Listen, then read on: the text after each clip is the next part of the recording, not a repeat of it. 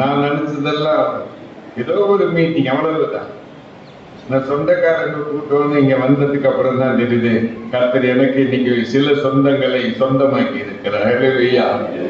பெருமையாமே பாத்திரம் வேறுத்து தள்ளாமலே நிரம்பி வழியும் பாத்திரமாய் விளங்கு செய்திடுவே. வேதத்தில் காணும் பாத்திரம் எல்லாம் இயேசுவை போற்றிடுவே. என்னையும் அவ்வித பாத்திரமா அணிந்து கொள்ளுமே. வேதத்தில் காணும் பாத்திரம் எல்லாம் இயேசுவை போற்றிடுவே. என்னையும் அவ்வித பாத்திரமா அணிந்து கொள்ளுமே. குயவனே குயவனே படைப்பின் காரணனே களிமண்ணாக என்னையுமே கண்ணோக்கி பார்த்திடுமே. ஆமாண்டவரே, மாலை வேளையில் சில நிமிடங்கள் அருமையும் சொந்தங்களோடு அன்பை பகிர்ந்து கொள்ள கிடைத்த தருணத்திற்காக ஸ்தோத்திரம். இது உங்களால் உண்டானதல்ல, இது தேவனுடைய ஈவு என்று எபேசியர் 2:8 பவுலடியார் எழுதினது போல எங்களுக்கு கிடைத்த நல்ல கிருபையின் ஸ்லாக்கியத்திற்காக ஸ்தோத்திரம். சில நிமிடங்கள் மட்டுமே இந்த காரியங்கள் பகிர்ந்து கொள்ள தூய ஆவியானவர் எங்களோடு உறவாட வேண்டும் என்று கிறிஸ்துவின் நற்பெயரில் ஜெபிக்கிறோம். நல்ல பிதாவே. என்ன பிரசங்கம் நான் செய்ய வேண்டும்? சற்று நான் யோசிக்கத்தான் துவங்கினேன். பெரியவங்க முன் வரிசையில் பெரியவங்க உட்கார்ந்து இருக்கிறாங்க. அவங்களுக்கெல்லாம் நல்லா தெரியும். கண்ணை கட்டி சொல்லுங்க, மீதிய கண்ணை கட்டி காத்துல விட்ட மாதிரி. அப்படிதான் சாத்தங்குடியில கொண்டு வந்து என்ன விட்டுட்டாங்க. என்ன ஒரு வித்தியாசம், எனக்கு கண்ணை திறந்து விட்டுட்டாங்க, அவ்வளவுதான். அந்த பழமொழி கண்ணை கட்டின்னு சொல்லுவார்.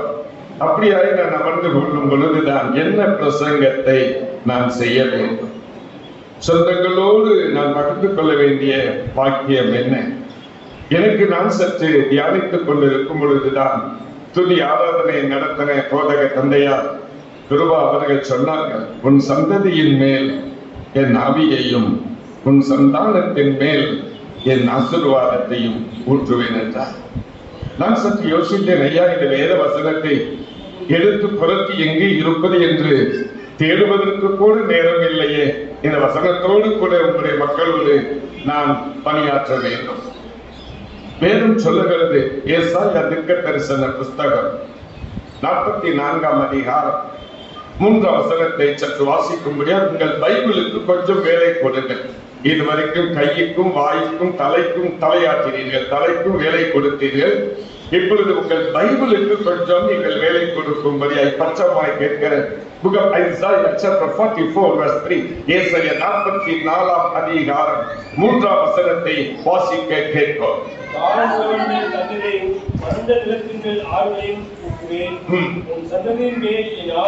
உன் சந்ததியின் மேல் என் ஆவியையும் உன் சந்தானத்தின் மேல் என் ஆசீர்வாதத்தையும் ஊற்றுவேன். ஆவியும் சந்தானமும் சந்ததியின் சந்தானத்தின் மேல் ஊற்றப்பட வேண்டும். இதை சொல்லிதான் கிருபை அவர்கள் ஜெபத்தை நடத்தினார். சற்று நான் யோசிக்க துவங்கினேன். இந்த வேத வசனம் என் கண்களுக்கு மட்டுமல்ல, என் சொந்தங்களின் கண்களுக்கும் பலப்பட வேண்டும். சந்ததி பெருக வேண்டும், அது ஆவியினால் முடியும். சந்தானம் ஆசீர்வதிக்கப்பட வேண்டும், அது உங்களுடைய கிருபையினால் முடியும். எந்த ஒரு சூழ்நிலையோடு நான் அமர்ந்து சில நிமிடங்கள் அப்படியே நான் இந்த வசனத்தை அசை போட்டு பார்த்தேன். ஆவியை பொருளுகிற ஆண்டவர், ஆவியானவர் எங்கே உண்டோ அங்கே விடுதலை உண்டு. எல்லோருக்கும் தெரிந்த ஒரு சம்பவம் 2 கொரிந்தியர் 3:17 சொல்லுகிறது, கர்த்தருடைய ஆவியானவர், கர்த்தருடைய ஆவி எங்கே உண்டோ அங்கே விடுதலை உண்டு. என் அன்புக்குரியவர்களே, இந்த மாலை வேளையில் நம்முடைய சந்ததி ஆசீர்வாதமான வழிகளில் நடத்தப்படுவதற்கு ஆவியானவர் அவசியம் என்று சொல்லி ஏசாயாவின் மூலமாக வெளிப்படுத்தினதை பாஸ்டர் கிருபா அவர்கள் எடுத்து துதி ஆராதனையின் மூலமாய் சொன்னார்கள். சற்று யோசித்து, இந்த ஆவியின் அபிஷேகம் எனக்கு இருக்கிறதா? நாட்கள் கடந்து போய் கொண்டிருக்கிறது. இந்த ஆவியின் அபிஷேகம் எனக்கு வேண்டாம், அது இன்னொரு சாராருக்கு. நான் இந்த சபையை சேர்ந்தவன், நான் அந்த சபையை சேராதவன். அந்த சபையை சேராத எனக்கு இந்த ஆவியின் அபிஷேகம் வேண்டுமா? அது எனக்கு புரியாத ஒன்று என்று சொல்லுவார்கள். ஆனால் வேதம் என்ன சொல்லுகிறது? எசாயா 28ஆம் அதிகாரம் 11 வசனத்தை சற்று நீங்கள் வாசித்து பாருங்கள். பரியாச உதடுகளினாலும் அந்நிய பாஷைகளினாலும் பேசுவேன். அப்போஸ்தலர் 19ஆம் அதிகாரம் 2 வசனத்தை சற்று நீங்கள் வாசித்து பாருங்கள். நீங்கள் விசுவாசிகள் ஆனபோது பரிசுத்த ஆவியை பெற்றீர்களா என்று வேதம் சொல்லுகிறது. என் அன்புக்குரியவர்களே, சந்ததியின் மேல் ஆவியை ஊற்ற வேண்டும். அந்த சந்ததியின் மேல் ஆவி ஊற்றப்படுகிற பொழுது சந்தானம் ஆசீர்வாதத்திலே புலப்படுமா? உண்மைதானா? வேதத்தில் ஒரு தண்டனை நான் உங்கள் முன் வைக்க நான் விரும்புகிறேன். குடும்பமாய் வாழ்ந்தவன் எப்தா, எல்லோருக்கும் தெரிந்தவன். குடும்பமாய் வாழ்ந்தவன் எப்தா. ஆனாலும் குடும்பத்தில் சின்ன பிரச்சனை, ரொம்ப சின்ன பிரச்சனை வந்தது. உடனே உடன்பிறந்தவர்கள் சொன்னார்கள், எங்கள் சொத்திலே, நம்ம கிராமத்து பாஷையில சொன்னா, ஒரு தூசியம் கிடையாது. ஐயா சொல்லுங்க, கொஞ்சம் நீங்களும் பேசுகிற. ஒரு தூசியம் கிடையாது, துரும்புகள். அனுபவத்தோடு பேசுறாரு பாருங்க. கர்த்தர் தான் ஐயாவை மன்னித்து ஆசீர்வதிக்கணும். போக ஒரு தூசியும் கிடையாது, துருவும் கிடையாது. எப்தாவை புறக்கணித்தார்கள் உடன் பிறந்தவர்கள். ஊரா சபையா எல்லோரும் சொன்னார்கள், நீ எங்கள் சொத்திலே தூசும் கேட்கக்கூடாது, துருவும் கேட்கக்கூடாது, போ என்று சொல்லி ஏழையாத்திலிருந்து வருத்தப்பட்டு விட்டான் எப்தா. இப்பொழுது தோப் தேசத்தில் வசித்து வருகிறான். தோப் தேசத்தில் வசித்து வருகிற வேளையில் இந்த கீலேயாத்திற்கு மக்களுக்கு விரோதமாக அம்மோன் புத்திரர் யுத்தம் செய்ய வருகிறார்கள். அம்மோன் புத்திரர் சொந்தங்கள் கொஞ்சம் தான். சொந்தங்கள் அதிகமா? இல்லை இல்லை, சொந்தங்கள் கொஞ்சம் தான்.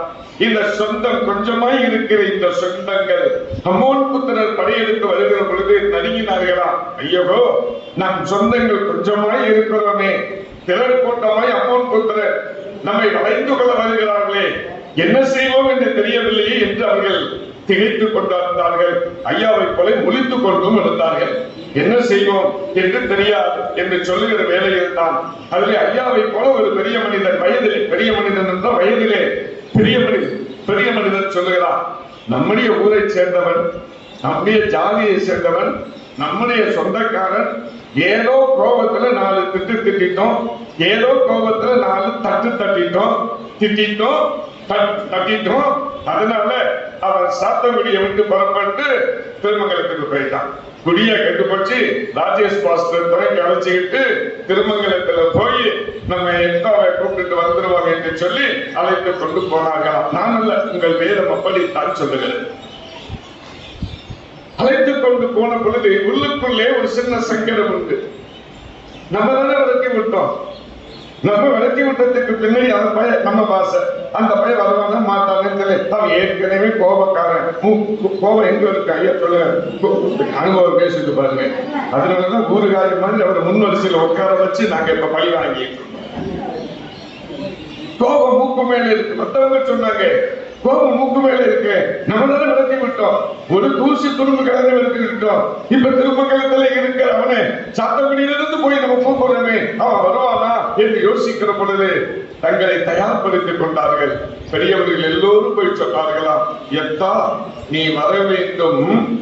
அடுத்தது என்ன தெரியுமா? சொந்தங்கள் சொல்றாங்க, எத்தா நீ வர வேண்டும், நம்முடைய சொந்தங்களுக்கு நீ தலைவனாகட்டுமா. எத்தா நீ வர வேண்டும், நம்முடைய சொந்தங்களுக்கு நீ தலைவனாக. கொஞ்சம் யோசிங்க. விரட்டப்பட்டவன் தேடிக்கொண்டு போகப்படுகிறான், விரட்டப்பட்டவன் அழைக்கப்படுகிறான், விரட்டப்பட்டவன் உயர்த்தப்படுகிறான். சொந்தங்கள் எல்லாம் போச்சு. நீங்க பாட்டு பாட்டீங்க, சொந்தம் என்று சொல்லிக்கொள்ள பாட்டு பாட்டீங்க. நான் அங்க பாக்குறேன், இந்த சொந்தங்கள் அப்படியே போயிடுச்சா? எத்தா நீ கோச்சுக்கிட்டு திருமங்கலத்துக்கு போனதும் போனடா. சாத்தங்குடியில் இருக்கிற நம் ஜனத்துக்கு விரோதமா உசிலம்பட்டியிலிருந்து ஆண்டிப்பட்டியிலிருந்து வந்துட்டு இருக்காங்க. இது எங்க திருநெல்வேலி பாச. அவங்கள ஜெயிக்கணும்னு சொன்னா சாத்தங்குடியில பிறந்து வளர்ந்து நம்மெல்லாம் ஒன்னா கோழி விளையாடணும், சில்லு விளையாடணும், எல்லாம் என்னமோ கோபத்துல நைனா சொல்லிட்டு பெரிய வாடா. உடனே அவன் சொன்னான், நான் வர்றதுல எங்களுக்கு எந்த தடையும் இல்லை, நான் வர வேண்டுமே யானா என்னை உங்கள் மேல் தலைவனாகவும் சேனாதிபதியுமாய் வைக்க வேண்டுமா? உண்மை தன்னடி மகளே, வாசிக்கிறாயா? நியாயாதிபதிகள் 11ஆம் அதிகாரம் 11ஆம் தண்ணி எடுத்து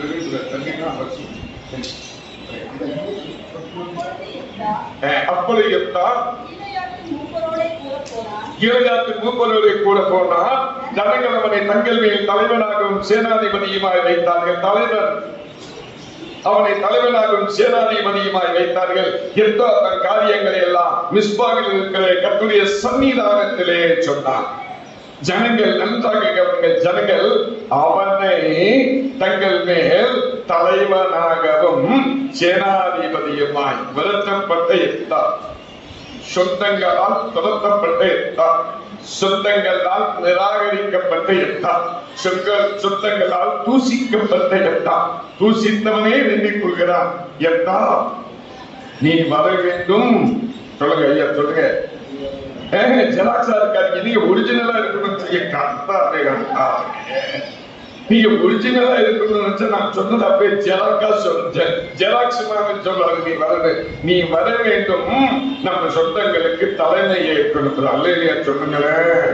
நீ வர வேண்டும், நம்முடைய சொந்தங்களுக்கு தலைவனாக இருக்க வேண்டும். அப்படியே எத்தா வருகிறான். சொந்தங்களை சந்திக்கும்படியாய், சொந்தங்களை வழிநடத்தும்படியாய், சொந்தங்களுக்கு பாதுகாக்கும்படியாய், சொந்தங்களுக்கு விரோதமாய் ஆண்டிப்பட்டி விசிலம்பட்டி இருந்து அம்மோன் புத்திரரை போல இந்த சாத்தங்குடிக்கு விரோதமாய் வருகிறவர்களை எதிர்த்து ஜெயித்து இவர்களை சுற்றி வேலை அளிக்கும்படியா திருமங்கலத்திலே புறப்பட்ட எத்தா வேகமாக சாத்தங்குடியிலே வந்து சபையிலே முறையிடுகிறார். ஐயரே, இயேசு ஐயரே, என் ஜனத்திற்கு, என் சொந்தங்களுக்கு, என் கோத்திரத்திற்கு, என் ஊருக்கு, என் சபைக்கு, என் சமுதாயத்திற்கு விரோதமாய் ஆண்டிப்பட்டியும் விசிலம்பட்டியும் கெஜிக்கிற சிங்கத்தை போல வருகிறவனோ நாங்களோ கொஞ்சம் என்று அவன் நினைக்கிறார். நாங்கள் இஸ்ரவேலின் நாடுகளின் தேவனாகிய கர்த்தருடைய ஜனங்கள். அல்லேலூயா சொல்லுகிறார்.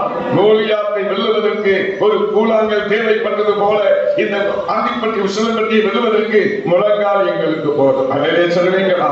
மிஸ்பாவில் இருக்கிற கர்த்தருடைய ஆலயத்திலே முறையிடுகிறார். இப்பொழுதுதான் ஐயா வாசித்தாரை திருவாயார் சொன்னாரே, சந்ததியின் மேல் ஆவியை ஊற்றினார். இப்பொழுது எத்தாவின் மேல் ஆவியானவர் இறங்கினார். அமைதியாய் ஆலயத்திலே முழங்கால்படி எழுகிறார். முறையிட்டுக் கொண்டிருக்கிறார். ஐயரே, எஸ் ஐயரே, பிதாவே, இதோ வருகிறார். அவர்களை எதிர்த்து நிற்பதற்கு என்னால் முடியாது, ஆனால் உன்னால் முடியும். தேவ சமூகத்திலே முறையிடுகிறார். வாசி மகளே, நியாயாதிபதிகள் 11ஆம் அதிகாரம் 29ஆம் வசனத்தை சென்று நீங்கள் வாசித்து பாருங்கள். 11ஆம் அதிகாரம் 29ஆம் வசனம். அப்பொழுது கர்த்தருடைய ஆவி எத்தாவின் மேல் இறங்கினார். அவன் மனாசேயின் கீலேயாத்தை விட்டு புறப்பட்டு அம்மோன் புத்திரரோடு யுத்தம் பண்ணினான். அப்பொழுது கர்த்தருடைய ஆவியானவர் எத்தாவின் மேல் இறங்கினார். அவன் கீலேயாத்தையும் மனாசேயை புறப்பட்டு அம்மோன் புத்திரர் மேல் யுத்தம் பண்ண போனான். ஆவியானவர் இறங்கினார். சந்ததியின் மேல், கீலேயாத்தின் சந்ததியின் மேல், எத்தாவின் மேல் கர்த்தருடைய ஆவியானவர் இறங்கினார். அதுவரையிலும் சாத்தங்குடி ஆலயத்தில் முழங்கால் படியிட்டு முறையிட்டுக் கொண்டிருந்தவர்கள் கர்த்தருடைய ஆவியானவர் ஆலயத்தில் முழங்கால் படியிட்ட, மிஸ்பாவின் ஆலயத்தில் முழங்கால் படியிட்ட எத்தாவிமே கர்த்தருடைய ஆவியானவர் இறங்கினார். அவர் புறப்பட்டு போனார். இந்த வேதம் சொல்லுகிறது, கர்த்தர் அம்மோன் புத்திரரை, சொந்தங்களின் நல்ல கவிஞ அம்மோன் புத்திரரை, ஆண்டிப்பட்டியை விசுவப்பட்டியை சாத்தங்குடி சொந்தங்களின் கையிலே எத்தாவின் மூலமாக கொடுத்தார். அல்லேலூயா சொல்லுவீங்களா? அல்லேலூயா. அன்புக்குரியவர்களே, உங்களுக்கு விரோதமாய், உங்கள் செயல்பாடுகளுக்கு விரோதமாய், உங்கள் ஊழியத்திற்கு விரோதமாய், உங்கள் குடும்பத்திற்கு விரோதமாய், உங்களுடைய காரியங்கள் செய்யப்பட முடியாத அளவுக்கு தடையாய் இருக்கிறவர்களுக்கு விரோதமாய் யாரெல்லாம் எழுதி இருக்கிறார்கள் என்று நீங்கள் நினைக்கிறீர்களோ, இந்த வேதம் சொல்லுகிறது, ரோமர் 16:20 சொல்லுகிறது, சமாதானத்தின் தேவன் தாமே சீக்கிரமாய் சாத்தானை உங்கள் கால்களின் கீழே நசிக்க போடுவார். கைத்தட்டுவீங்களா? கைத்தட்டுவீங்களா? சமாதானத்தின் தேவன் தாமே சீக்கிரமா சமாதானத்தின் தேவன் தானே சீக்கிரமாய் சாத்தானை உங்கள் கால்களின் கீழே நசிக்க போடலாம். சந்ததியின் மேல் ஆவி ஊற்றப்பட வேண்டும். அந்த ஆவியை நாம் பெற்றுக்கொள்ள வேண்டும். அந்த ஆவியின் அபிஷேகத்தோடு இந்த சொந்தங்களில் இந்த கூட்டம் நிறைவு பெறுகிற வேளையில் பெருமையாய் வந்தேன், வெறுமையாய் போனேன் என்று இல்லாதபடிக்கு வெறுமையாகத்தான் வந்தேன். ஆனால் கர்த்தருடைய ஆவியானவர் என்மேல் இறங்கினார். கர்த்தருக்கு காத்திருக்கிறவர்கள் புதுவலம் அடைவார்கள் என்று ஏசாயா 40:31 சொன்னது போல மாத்திரமல்ல, பரிசுத்த ஆவியிடத்திலே வருகிற பொழுது நீங்கள் பலன் அடைந்து யூதேயா, எருசலேம், சமாரியா உலகத்தின் முடிவு வரையிலும் சாட்சிகளாய் இருப்பீர்கள் என்று சொன்ன அப்போஸ்தலர் உண்மையத்தின்படியாக ஆவியின் அபிஷேகத்தை இந்த சொந்தங்களாகிய சந்ததிகள் நீங்கள் பெற்றுக்கொள்ள வேண்டும். கர்த்தருடைய ஆவி உங்களிலே வருகிற பொழுது நீங்கள் சாத்தானை ஜெயிப்பீர்கள். கர்த்தருடைய ஆவி உங்களிலே வருகிற பொழுது உங்களை விட்டு விலகி போன ஆசீர்வாதங்கள் உங்களை தேடி வரும். யாரெல்லாம் உங்களை புறக்கணித்தார்களோ, யாரெல்லாம் உங்களை நிராகரித்தார்களோ, யாரெல்லாம் உங்களை துச்சித்தார்களோ, யாரெல்லாம் உங்களை மதிகேடாய் நினைத்தார்களோ, யாரெல்லாம் உங்களை ஏளனமாய் நினைத்தார்களோ, ஏளனமாய் நினைத்த சொந்தங்கள் சொல்லும், நீதான் எங்களுக்கு தலைவர் அல்லையா சொல்லுங்க. சொந்தங்கள் சொல்ல போகுது, விளக்கிய சொந்தங்கள் தேடி வரப்போகுது, தூசித்த சொந்தங்கள் நாடி வரப்போகுது. தேடி வருவது மாத்திரமல்ல, நாடி வருவது மாத்திரமல்ல, உங்கள் மேல் கிரீடத்தை வைத்து சொல்ல போகுது, அரசியலுக்கு, ஜாதி அரசியலுக்கு, சொந்தங்களின் அரசியலுக்கு நீதான் தலைவன், இன்மை இல்லை, நீதான் தலைவன். காரணம் என்ன? கர்த்தர் உங்களை இன்று முதல் ஆசீர்வதிப்பார். ஆமென். ஆகாயம் 2ஆம் அதிகாரம் 19ஆம் வசனம் சொல்லுகிறது, களஞ்சியத்தில் விதை தானியம் உண்டோ, அத்தியும் மாதளையும் திராட்சையும் கனிகள் கொடுக்கவில்லையோ, அவைகள் கனிகள் கொடாவிட்டாலும் நான் உங்களை இன்று முதல் ஆசீர்வதிப்பேன். ஆவியின் அபிஷேகத்திற்கு சந்ததியை தெரிந்து கொண்டார், ஆசீர்வாதத்திற்கு சந்தானத்தை தெரிந்து கொண்டார். உன் சந்தானத்திற்கு ஆசீர்வாதத்தை அருளுவேன். ஆசீர்வாதம் எங்கே வருகின்றது? ஆசீர்வாதம் எப்படி வருகிறது? சொல்லுங்க, ஆசீர்வாதம் எங்கிருந்து வருகிறது? எழுதி சொன்னா மை நேம் இஸ் ஆசீர்வாதம். தெரியாதவங்க கையை காமிக்க சொல்லுங்க, ஐயா ஆசீர்வாதம் எங்க இருந்து வருது? சொல்றா ஐ எம் ஆசீர்வாதம். ஐயா கிறிஸ்தோபர் கடைசி நாட்களில், பிஷப்பான கடைசி நாட்களில் செப்டம்பர் கன்வென்ஷனிலே நான் மூன்று தினங்கள் நான் பேசினேன். என்னுடைய கன்வென்ஷன் தான் கிறிஸ்தோபர் பேராயருடைய காலத்திலே கடைசி கன்வென்ஷன். அதுக்கு அவர்கள் ரிட்டையர் ஆகிட்டாங்க. அந்த நாட்களிலே நான் அந்த கன்வென்ஷனிலே பேசுற ஈஸ்ட் கேட் ஹோட்டலிலே எனக்கு அறை போட்டிருந்தார்கள். என்ன அன்புக்குரியவர்களே, சொல்லுவதற்கு காரணம் என்ன? ஆவியை ஆண்டவர் சந்ததியின் மேல் ஊற்றுகிற பொழுது சந்தானத்தின் மேல் ஆசீர்வாதத்தாய் வந்து விழுந்துடுவார்கள். சொல்லுகிறேன், உண்மைதான். வேதம் அப்படி சொல்லுகிறதா? என்னாகவே 24:1 சொல்லுகிறது, இஸ்ரவேலை ஆசீர்வதிப்பதே கர்த்தருக்கு பிரியம். உங்களை ஆசீர்வதிப்பதுதான் கர்த்தருக்கு பிரியம். உன் சந்தானத்தின் மேல் ஆசீர்வாதம். ஐயா கிருபா சொல்லுகிற பொழுது நான் சற்று அமர்ந்தவனமாகத்தான் யோசிக்க தொடங்கினேன். ஜெபிக்கவில்லை. ஜெபிப்பதை போல கண்ணை மூடிக்கொண்டிருந்தேன். காரணம் என்ன? திருநெல்வேலியிலிருந்து நடு வெயிலே 3 மணி நேரம் பிரயாணம் பண்ணி வந்திருந்தேன். பிரயாணம் பண்ணி வந்துட்டார்கள். திருமங்கலம் பஸ் ஸ்டாண்டிலே ஒரு 15 நிமிடம் காத்திருந்தேன். என்னை அழைத்து செல்வதற்கான நண்பர்கள் வர வேண்டும் என்று ஒரு தொலைபேசியிலே தொடர்பு கொண்டேன். ஐயா ரொம்ப பிஸியா இருந்தாலும் தொலைபேசி அட்டன் பண்ணவில்லை. ஆனாலும் அழைத்து செல்ல என்பவர் வந்துவிட்டார். மீனாட்சி கடைக்கு போ, ஒரு காபி குடிப்போனா வேண்டாம், ஒரு தண்ணி வாங்குவோம், தண்ணி கடையில தண்ணி வாங்கியா ஐயோ தப்பா நினைச்சுக்காதீங்க, அவர் முழிக்கிற மொழியே சரியில்லை, நாங்கள் திரும்பிக்கிறேன். ஐயா தண்ணி பாட்டில் வாங்கிட்டு வந்தார், வேண்டாம் என்று சொன்னேன். எனக்கு என்ன இங்க வந்தவங்க கிருபாய் அவனுக்கு டீ குறையா கொடுக்க மாட்டான்னு நினைச்சேன். டீ இல்லடா, உனக்கு பச்சை தண்ணி கூட கிடையாது என்றாரு. ஆனாலும் அவர் வாயிலிருந்து வருகிற வார்த்தை, ஏ கர்த்தாவே கர்த்தாவே, நான் உன்னை ஆசீர்வதித்து உன்னை பெருகவே பெருகிற பாவி மக்களா, பாவி மக்களா. நான் யோசிக்க தொடங்கினேன். ஆதியாகமம் 12:2 எழுதப்பட்டிருக்கிறது, உன்னை பெரிய ஜாதியாக்கி உன் பேரை பெருமைப்படுத்தி உன்னை ஆசீர்வதிப்பேன், நீ ஆசீர்வாதமாய். என் அன்புக்குரியவர்களே, சந்ததியிலே ஆவியானவர் சந்தானத்தின் மேல் ஆசீர்வாதம். ஆசீர்வாதம் இல்லாமல் உங்களில் யாராவது வந்திருக்கிறீர்களோ, மகளோ மருமகனோ வந்திருக்கிறீர்களோ, ஐயா திருமணம் முடிந்து 3 ஆண்டுகள் ஆகிவிட்டது, இன்னும் சந்தானத்திலே ஆசீர்வாதம் இல்லை என்கிற நிலைமையில் உங்களை சார்ந்தவர்கள், உங்கள் குடும்பத்தை சார்ந்தவர்கள் யாராலும் இந்த சொந்தக்காரர்கள் இருக்கிறீர்களே, ஆனால் இயேசுவின் நாமத்திலே வேத புஸ்தகத்தை கையெழுத்து சொல்கிறேன். வந்திருக்கிற உங்களை கர்த்தர் ஆசீர்வதித்து அடுத்த சொந்தங்களின் கூட்டம் 25 பிள்ளை குட்டிகளோடு நீங்கள் வந்து சாட்சியாக இருக்கிறீர்கள். இந்த வயசான காலத்துல கிருபையா வேகமா ஆமீன் போடுறார்.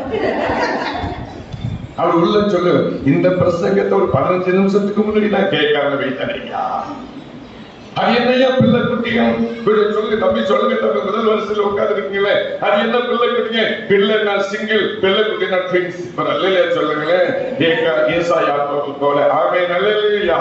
உன் சந்தானத்தின் மேல் என் ஆசீர்வாதத்தை ஊற்றுவேன். ஆண்டவர் இன்றைக்கு உங்களுக்கு ஆசீர்வாதத்தை கொடுக்க போகிறார். உண்மைதானா? வேதம் அப்படி சொல்லுகிறா? ஐயா, ஆசீர்வாதம் இங்கே புறப்படுமா? வாசித்து பாருங்கள், வாசிகள். சங்கீதம் 118 வசனம் 26. Psalm 118 verse 26. கர்த்தருடைய நாமத்தினாலே வருகிறவர் ஸ்தோத்தரிக்கப்பட்டவர், கர்த்தருடைய ஆலயத்திலிருந்து உங்களை ஆசீர்வதிக்கிறோம். கர்த்தருடைய நாமத்தினாலே வருகிறவர் ஸ்தோத்தரிக்கப்பட்டவர், கர்த்தருடைய ஆலயத்திலிருந்து உங்களை ஆசீர்வதிக்கிறோம். சந்தானத்தின் மேல் ஆசீர்வாதம் ஆலயத்திலே உருவாக்கப்படும், ஆலயத்திலிருந்து உருவாக்கப்படும், ஆலயத்தின் மூலமாய் உருவாக்கப்படும். ஆலயத்திலிருந்து உங்களை ஆசீர்வதிக்கிறோம் என்று வேதம் சொல்லுகிறது என்று சொன்னால், இதை போல வேத புஸ்தகத்திலே உங்களுக்கு நான் பரிசு தரணும்னு ஆசைப்படுறேன். ஒரு 100 ரூபாய் பரிசு தரேன். இப்ப நீங்க சொந்தங்கள் கூட்டம் நடத்துறீங்க இல்லையா, எழுப்பி நின்று சொல்லிட்டு பைபிள் வசனங்கள்லாம் சொல்லிட்டு சொல்ல வேண்டாம், பைபிள் மாத்திரம் இது சப்ஜெக்ட் சொல்லிட்டு நீங்க 100 ரூபாய் போதகரையா கையில கொடுத்தாலும் அவங்க உங்களுக்கு கொடுப்பாங்க. சொந்தங்கள் கூட்டம் வேதத்தில் ஒரு இடத்தில் நடந்தது, ஒரு முறை நடந்தது, ஒரு இடத்தில் நடந்தது. அங்க பக்கத்துல கேட்க கூடாது, 50-50 எல்லாம் இங்க கிடையாது. இவர் அங்கே கேட்கிறாரு, ஐயா சொல்லியா அப்படி சொல்றாரு. ஒன்னால நாங்கிட்ட பாவி மக்களா, பாவி மக்களா, தனக்கு தெரியல, பக்கத்துல கேட்கறீங்க, உனக்கு தெரியுமா? நான் எங்க வாங்க அப்படின்னு சொல்லி விவரம் கேட்கறது, என்ன போய் கேட்கிறீங்க? குட்டுப்பட்டாலும் எப்படி குட்டுப்படணுமா? தங்க குட்டுப்பட்டாலும் மோதிர கையால குட்டுப்பட்டோம், வெறும் கையால குட்டுப்பட்டு என்ன காதல வாங்கிட்டேன், கொன்னல் எழுதுவான். கொன்னலைக்கு தானம் தர்மம் செஞ்சவனுதான் இருக்க தவிர பொண்டாட்டி பிள்ளைய பத்தி எழுதவே இல்லை. பாவி மகனே, பொண்டாட்டி பிள்ளைய பத்தி எழுதவே இல்லை. அப்போஸ்தலர் 10ஆம் அதிகாரத்துல இத்தாலி நாட்டின் பந்தாளத்தனாகிய கொன்னலையில் எழுதிருக்கு பேதுரு அழைத்துக் கொள்ளப்படுகிறார். அங்க சொந்தங்களுக்கு இடமே கிடையாது. நான் கேட்கிறது சொந்தங்களை கேட்கிறேன். யோபு செத்து போன கொள்ளைகளை பத்தி வாழ்ந்து கொண்டிருக்கிற நிர்மலா பேசுகிறார். அம்மா, நான் செத்து போனவர்களை கேட்கவில்லை, ஜீவித்துக் கொண்டு இருக்கிறவர்களை கேட்கிறேன். இந்த 100 ரூபாய் ஐயா எலெக்ஷன் முடிஞ்சிச்சு, இந்த நோட்டு மகிமை குறையல பாருங்க. இந்த நோட்டு மகிமை குறையல. தம்பி கொண்டலைன்னு சொல்றான், அங்க யோகுவ சொல்றாங்க, ஐயா மத்திய சொல்லிடாரு, அங்க புத்திய கரை கேட்கிறாங்க. அது ஒரே ரொட்டேஷன். இந்த 100 ரூபாய் சசிகலாவில இருந்து ஜெயலலிதா வரைக்கும் சொல்லிக்கிட்டு இருக்கு. ஆனா அறவரை மாற்றுது. இந்த 100 ரூபாயை மிச்சப்படுத்த நீங்கள் 16 பெற்று பெரும்பாலும் ஆகுங்க. அங்க ஒரு அம்மா கையை தூக்குறாங்க, ஐயா எனக்கு ஒரு சான்ஸ் கொடுங்க ஐயா, நானும் தப்பா சொல்லி பாக்குறேன், சொல்லுங்க மேடம். எம்மதி அதெல்லாம் பைபிளே வேண்டாம், கொட்டேஷன் தான் வேணும்.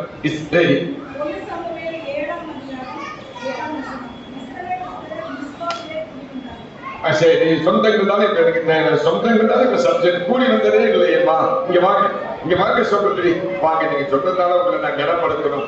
எழுப்பி நின்று பைபிளை கையில ஐயா உங்க கையில கொடுங்க. அந்த மக்களுக்கு தான் மகராசிக்கு மகராசம் கொடுங்க, கையால கொடுங்க. இல்ல இல்ல, சரியோ தப்போ கிஃப்ட வாங்கி இல்ல இல்ல, ஆலயத்துல கொடுக்குற சந்தோஷம் தான். ரைட்டுக்கு நான் சொல்றேன், எக்ஸ்பிளைன் பண்ணிருந்தேன். ரைட் தான், ரைட் தான், okay right, okay, thank you thank you. கேட்டீங்களே, பைசா 50-50 போச்சா? கொல்லி மங்கி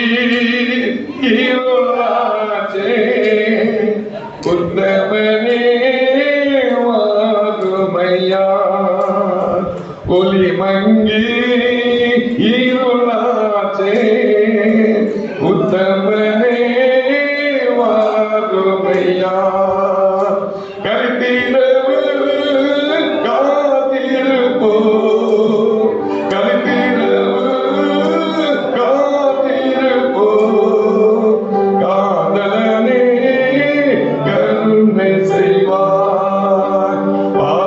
சிறுமையா போரே வந்தம் நீரம் தங்கீரும் சிறுமையா பந்தீரில் சிறுமையா பந்தீரில் சிறியவரா எங்களிடம் அந்த மனசனத்தை சொன்னாங்க. ஆனா டாபிக் அதுலதான் இருக்கு. அதனாலதான் அந்த பரிசை மனமும் வந்து நான் கொடுத்தேன். டாபிக் உண்மைதான். சொந்தங்களின் கூட்டம் எங்கே கூடினார்கள்? சீலவும் திருச்சபையிலே கூடினார்களா? யார் அந்த சொந்தங்கள்? அன்னாள் மனைவி, எல்கானா புருஷன். அன்னாலும் எல்கானாவும் வருஷத்திற்கு ஒரு முறைதான் அந்த சீலோம் ஆலயத்தில் கூடுவார்கள். என் பிரசங்கத்திற்கு அது சொந்தங்களின் கூட்டமாய் நான் எடுத்துக் கொள்கிறேன். உண்மைதானா? உண்மைதான். ஏன் அப்படி சொல்லுகிறேன்? அன்னாலும் எல்கானாவின் வருஷத்திற்கு ஒரு முறை சீலோம் ஆலயத்திலே பண்டிகை ஆசரிக்கும்படியாய் வருவார்கள். எத்தனை ஆண்டுகள் வந்தார்கள் என்பது பிரச்சனை அல்ல. அத்தனை ஆண்டுகளும் வந்தார்கள், போனார்கள். ஆனா இந்த ஆண்டிலோ அன்னாளின் இருதயம் உடைந்தது. ஆலயத்திற்குள்ளே போகிறான். ஐயரே, தேவனே, குமாரனே, பிதாவே, நான் இப்பொழுது மன கிளேசம் உள்ள ஸ்திரீ. என் கிளேசத்தை, என் இருதயத்தை தண்ணீரை போல கொட்டிவிட்டேன். அடியாரின் சிறுமையை கண்ணோக்கி பார்த்து அடியாருக்கு ஒரு ஆண் குழந்தையை கொடுத்தார். அதை உனக்கே தருவேன் என்று சொன்னதாக 1 சாமுவேல் 1ஆம் அதிகாரம் 10, 11, 15 ஆகிய 3 வசனங்களிலே எழுதப்பட்டிருக்கிறது. அடியாரின் சிறுமையை கண்ணோக்கி பார். இத்தனை ஆண்டுகள் ஆலயத்திற்கு வந்தார், சொந்தங்களின் கூட்டத்திற்கு வந்தார். உண்மைதான். சொந்தங்கள் இவளுக்காக கரிசனை எடுத்தார்களா? வேதத்தில் சொல்லாததை நானும் சொல்ல விரும்புவதில்லை. வந்தார்கள், போனார்கள், அவ்வளவுதான். ஆனால் இந்த வருஷத்திலோ அன்னாளின் இருதயம் குத்துண்டது. காரணம் என்ன? சக்கரத்தின் பெண்ணினால் பரியாசம் செய்தார். சக்கரத்தியாகிய வெண்ணினால் பரியாச துப்புப்பட்டவர். பெருசா பட்டுப்புடை சிலுக்கு புழுக்குன்னு வந்து முதல் வரிசையில் உட்கார்ந்துட்டு என்னை பார், என் அழகை பார் என்று பெண்ணினால் என்கிற சக்கரத்தை முறுமுறுத்த வேளையில் இருதயம் குத்தப்பட்டு விட்டதாம். ஏன் குத்தப்பட்டு விட்டது? என் கர்ப்பத்தை கர்த்தர் அல்லவா அடைத்தார். இந்த சக்கரத்தை பெண்ணினாலுக்கு தெரியுமோ? வேதம் அப்படித்தான் ஐயா சொல்லுகிறது. 1 சாமுவேல் 1ஆம் அதிகாரம் 6ஆம் வசனம் சொல்லுகிறது. அன்னாளின் கர்ப்பத்தை கர்த்தர் அடைத்தார். அடைத்த கர்ப்பம் திறக்கப்பட வேண்டும். ஆலயத்திற்கு, சொந்தங்களின் கூட்டத்திற்கு, சீலோம் ஆலயத்திற்கு எல்கானா பெண்ணினாலாகிய சொந்தங்களோடு வருகிறார். ஆலயத்திலே முறையிட்டார். வேதம் சொல்லுகிறது 15ஆம் வசனம், அடியாரின் சிறுமையை கண்ணோக்கி பாரும் என்று சொன்னது மாத்திரமல்ல, அடியாரின் இருதயம் தண்ணீரை போல கொட்டிவிட்டேன் என்று சொன்னார். சொன்னதற்கு பின்பு சொல்லுங்க தங்கம், சொன்னதற்கு பின்பு சொன்னது நீங்க சொல்ற வரைக்கும் நான் விட மாட்டேன். 9 மணி ஆனாலும் சரி. சொன்னதற்கு பின்பு இங்க என்ன பாருங்க, தங்க ஐயர் வாழ பார்க்காதீங்க. ஐயர் வாழ ஜோமணி சந்தானம் என்ன கேள்வி கேட்கக்கூடாது ஜோம் பண்ணிட்டு இருக்காங்க. நீங்க வேற இக்கரைக்கு அக்கறை பச்சனை நம்மளை பெற்றவங்க தெரியாமையா சொல்லி வச்சாங்க.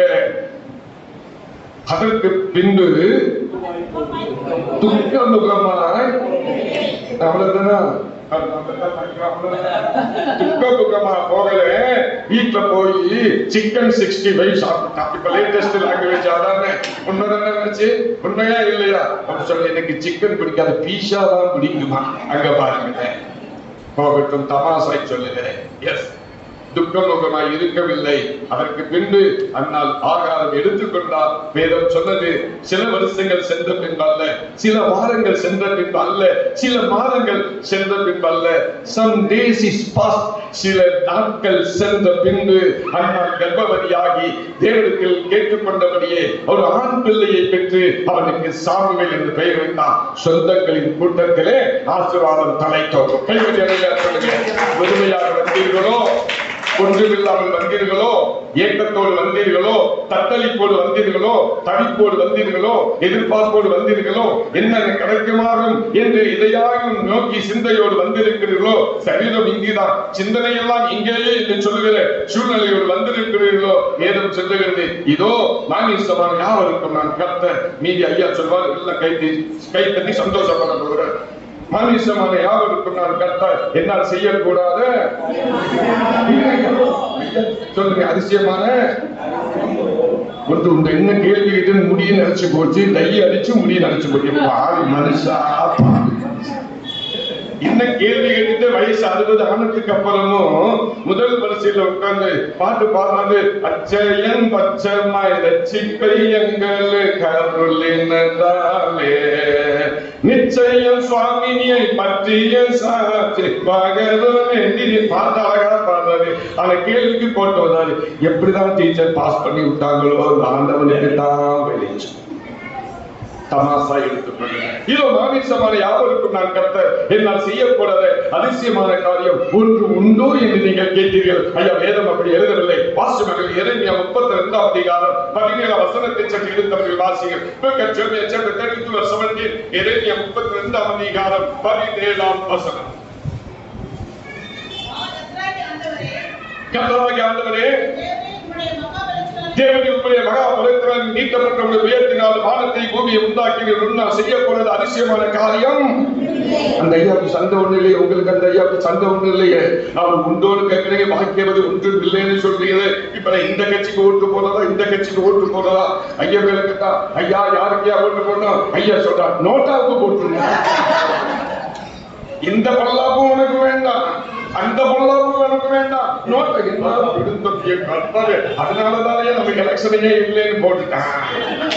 இந்த நோட்டாவுக்காக அவனுக்கு நோட்டாவும் வேண்டாம், ஓட்டு வந்து நம்ம டைவர்சிஷன் எலெக்ஷனை 1.5 மணிக்கு போஸ்ட்போன் பண்ணிட்டான்.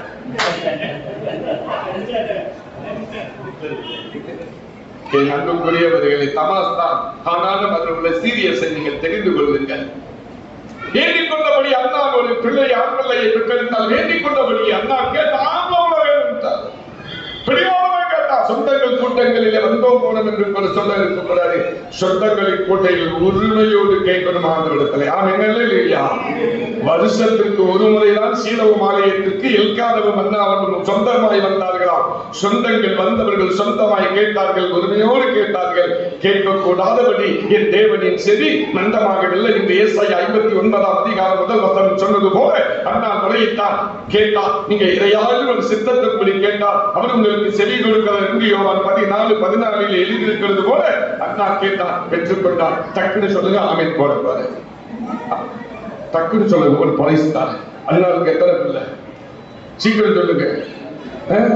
பாத்தீங்களா? இந்த ஓட்டு வந்துச்சுன்னு சொன்னேன், வேண்டாமா? ஓட்டு வந்துச்சுன்னு சொன்னேன். இந்த கட்சிக்கார காமிச்சு இப்படியே சொல்லிட்டு இருக்காரு. கட்டாவே இதுக்கு என்ன அர்த்தம்? எனக்கு வெக்கமா இருக்கு. பெருசு இப்படி கட்டு வீப்பா விட்டதுன்னு சொல்றீங்களா, இல்ல பாத்ரூம் போடணும்னு சொல்றீங்களா? எனக்கு ஒரு இலவும் ஒரு இலவு கட்டாவே கட்டாவே. அதுலயும் பாருங்க, கணக்கிலையும் தப்பு வீக்கு பாருங்க. அது ஒண்ணுன்னு சொல்லியிருந்தா கூட நான் சாமி வேற விட்டுருப்பேன்.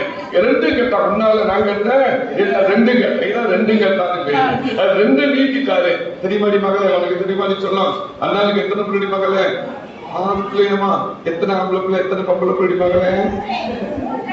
இங்கப்பா உங்களுக்கு கேட்டா சொல்லுங்க. சொல்லுங்க மகளுக்கு மகளாசி அப்படியே பார்த்து கேட்கிறேன். சொல்லுங்க மகளே, சொல்லுங்க. தெரியுமா சொல்லலாம்?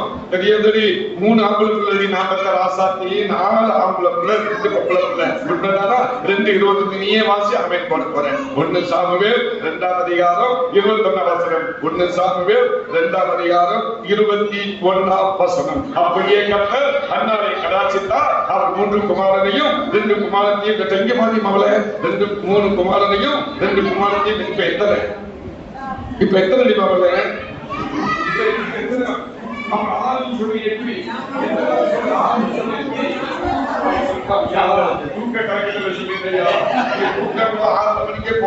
நானே சுமந்துக்கிட்டு வந்திருக்கிறையா, சுமதாங்கியா வந்திருக்கிறையா? நீங்க பாத்தீங்க மலமல கொலை கொலை பைக்கு கடிச்சுன்னு ஏசுனாருமாரியே வண்ணாண்டத்துவார் பிரசங்கம் பண்ண மாதிரியே சாப்பிட முடியல. பிரசங்கம் பண்ணீங்களே 6ன்னு சொன்னேன். கிட்ட போய் கேட்கிறேன், எத்தனடி மகளே? 5ன்னு சொன்னேன். என்னடி மகளே 5ன்னு 6ன்னு சொன்னீங்க, 5ன்னு எழுதிருக்கு. டங் இங்கிலீஷ்ல சொல்றா, டங்கு ஸ்லிப் ஆயிடுச்சா? ஐயா கிருபையா, உங்க ஊருக்கு இனி நான் வந்தது ரொம்ப கேர்ஃபுல்லா ஐயா. ரொம்ப கேர்ஃபுல்லா ஒரு தமாசாய் சொல்லுகிறேன். 6 என்பது உண்மைதான் மகளே. 2:21 5 பிள்ளைகள், 3 குமாரன் 2 குமாரத்தி. 1 சாமுவேல் 1:20 சாமுவேல் பிறந்து விட்டார். இது ஒரு 5, அது ஒன்று 6. ஆக அன்னார் இப்பொழுது பெற்றது 6. சந்தானத்தின் மேல் ஆசீர்வாதங்களை ஆலயத்தில் வைத்து கர்த்தர் கொடுத்தார். அல்லேலூயா. வேதம் சொல்லுகிறது, ஏசாயா 66 அதிகாரம் 9 வசனம் சொல்லுகிறது, பரிசெய்கிற நான் பரிசெய்யாமல் இருப்பேனோ, பிரசவிக்க பண்ணுகிற நான் பிரசவத்தை தடுப்பேன் என்று சேனைகளின் கர்த்தர் சொல்லுகிறார். உபாகமம் 7 அதிகாரம் 14 வசனம் சொல்லுகிறது, உன்னிலே மிருக ஜீவனிலோ ஆணிலோ பெண்ணிலோ மலடு இருப்பது இல்லை. ஏசாயா 66:13 சொல்லுகிறது, ஒருவனை அவன் தாய் தேற்றுவது போல நான் உங்களை தேற்றுவேன், நீங்கள் எருசலேமிலே தேற்றப்படுவீர்கள். கண்களை மூடி ஜெபம் செய்யுங்கள். பரிசுத்தமுள்ள பிதாவே, சந்ததியின் மேல் ஆவியை ஊற்றுகிறவர், யெப்தாவின் மேல் ஆவியை ஊற்றினீர். விரட்டப்பட்டவன் வேண்டிக் கொள்ளப்பட்டான். தளர்ந்து போனவர்கள் தலைவனாக அபிஷேகம் பண்ணினார்கள். அவன் தலைவனாக அபிஷேகம் பண்ணியது மாத்திரமல்ல, அம்மோன் புத்திரரை ஜெயித்தான். அம்மோன் புத்திரர்கள் புறவிரிவித்து ஓடினார்கள். யெப்தாவின் கையிலே கர்த்தர் அம்மோன் புத்திரரை ஒப்பு கொடுத்தார் என்று நியாயாதிபதிகள் 11:32 எழுதப்பட்டிருக்கிறது. சந்ததியின் மேல் ஆவியை ஊற்றினதினாலே யெப்தா ஆசீர்வதிக்கப்பட்டான். யெப்தாவின் குமாரத்தி நடனமாடினார். அவன் வெற்றி வாகை சூடிக்கொண்டு போகும் பொழுது ஜெயமோ கர்த்தரால் வந்தது. குதிரை இந்த நாளுக்கு ஆயத்தமாக்கப்படும் என்று சொன்ன நீதிமொழிகள் 21:31 படியாக ஜெயத்தோடு திருமண யெப்தாவை அவன் ஈண்டெடுத்த குமாரத்தை வரவேற்றார். நடனத்தோடு வரவேற்றார் என்று வேதம் சொல்லுகிறது.